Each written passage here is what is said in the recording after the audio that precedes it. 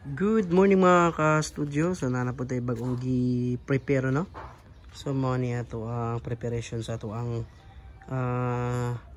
bagong similya no nga natay na palit ron. So mo ni ag ilawom sa to ang filter box. So ato ang filter box. Ginlo ano ni siya kay atong gamito no. And mano siya ibutang dire kining na dire sa ubos.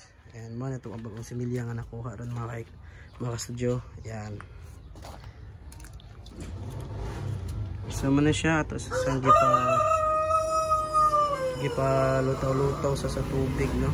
So gikan na siya sa PN Aqua Farming sa Tawid Kandihay. Sa ako di. So muna ito ang gamiton. Tapos manok dito eh. Then ready na niya ito ang concrete pad no. So kini na lang si Milya tadtaw dato ning buhian. Kuha na siya balig 500 gidang-gidang ning manukan eh. So 400 kapin ra ni siya mga ka-studio. So i-try na nato no. Then tag piso ang buok ani. 1 peso o 10 centavos. Okay? Babush.